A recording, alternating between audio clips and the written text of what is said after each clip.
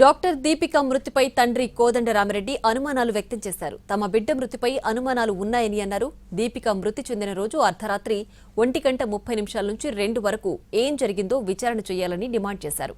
దీపిక మృతి చెందిన రోజున ఒక రిటైర్డ్ ఉద్యోగి ఆపరేషన్ థియేటర్కి వెళ్లారని, ఈ విషయాన్ని కూడా పోలీసుల దృష్టికి తీసుకువెళ్లాలని తెలిపారు. దీపిక మృతిపై నిష్పాక్షిక విచారణ జరపాలని కోరుతున్న తండ్రి కోదండరామిరెడ్డితో మా ప్రతినిధి శ్రీకాంత్ ఫేస్ టు ఫేస్. తారీఖున మృతి చెందింది, మీకున్న అనుమానాలే? 5వ తారీఖున 8:37 రాత్రి, 4వ తారీఖు రాత్రి 8:37 వాళ్ళ అమ్మతో 5 నిమిషాల పాటు మాట్లాడింది. తర్వాత డ్యూటీలో ఉన్నానని చెప్పింది. 4వ తారీఖు ఉదయం 9 గంటలకు విజయవాడ సిద్ధార్థ మెడికల్ కాలేజ్లో అనస్థీసియా విభాగంలో 3rd ఇయర్ పీజీ చదువుతున్న మా కూతురు బత్తుల దీపిక 4వ తారీఖు ఉదయం అనస్థీసియా విభాగంలో డ్యూటీ పరంగా పోయి ఆ రోజు నైట్ డ్యూటీ కూడా చేస్తుండేది.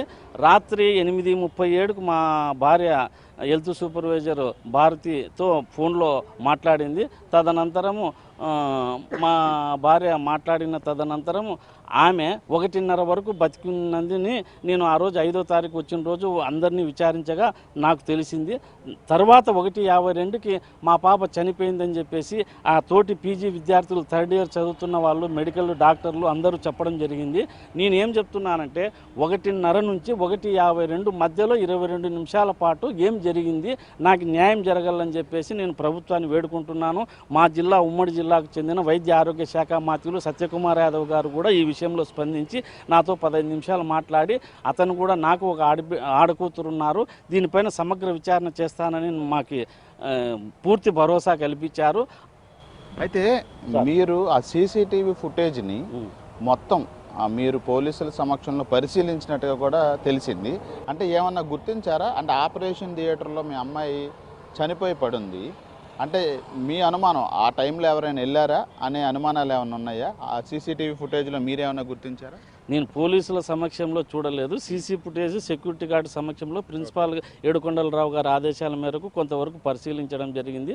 నాకు అనుమానం ఏమంటే రాత్రి 1:30 వరకు మా పాప బతికున్నట్లు ఈ హాస్పిటల్ సిబ్బంది చెప్తున్నారు. ఎందుకంటే 1:10కి మా పాపకి ఫస్ట్ ఇయర్ పాప దివ్య అనే పాప నాకు వామిటింగ్స్ వచ్చే సెన్సేషన్స్ ఉన్నాయి అనే మాట చెప్పినందుకు 1:10కి ఆ పాప కోరిన విధంగా ఇంజెక్షన్ అడిగింటే వేసినానని చెప్పడంలో తప్పు లేదు.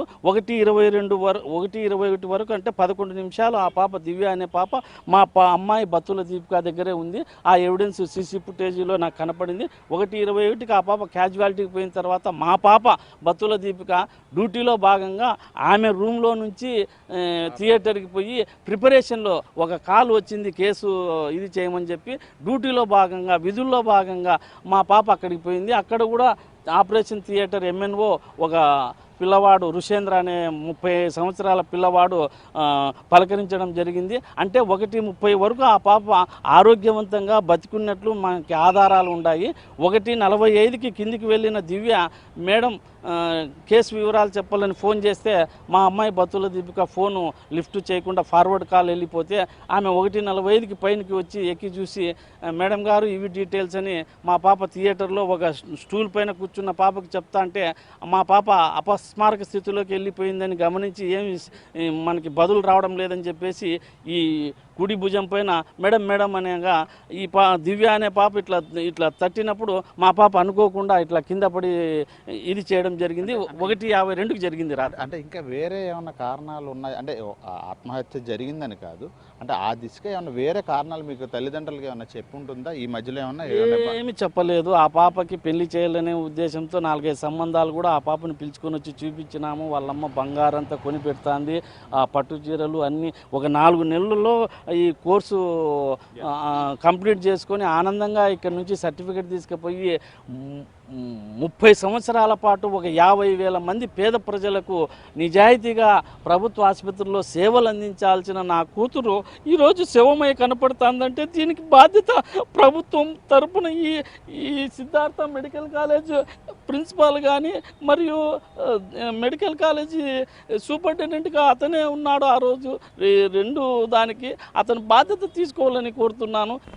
ఇది డాక్టర్ దీపిక అనుమానాస్పద మృతికి సంబంధించి కొన్ని అనుమానాలు ఉన్నాయనే విషయాన్ని ఆమె తండ్రి కోదండరామిరెడ్డి అయితే వ్యక్తం చేస్తూ ఉన్నారు. ఈ అంశానికి సంబంధించి తనకున్న అనుమానాలు ఏదైతే ఉన్నాయో వాటన్నిటిని కూడా పోలీసుల దృష్టికి తీసుకువెళ్ళాను. పాప మృతి చెందిన రోజున 1:30 నుంచి 2 గంటల వరకు ఏం జరిగింది అనే దాని మీద పూర్తి స్థాయిలో విచారణ జరపాలి. ఆత్మహత్య చేసుకునే అవకాశం లేదు, కానీ ఆత్మహత్య చేసుకుంటే దానికి కారకులు ఎవరైతే ఉంటారో వాళ్ళ మీద కఠిన చర్యలు తీసుకోవాలని చెప్పి అయితే డాక్టర్ దీపిక తండ్రి కోదండరామిరెడ్డి అయితే కోరుతా ఉన్నారు. కెమెరా పర్సన్ రెడ్డితో శ్రీకాంత్, ఎన్టీవీ, విజయవాడ నుంచి.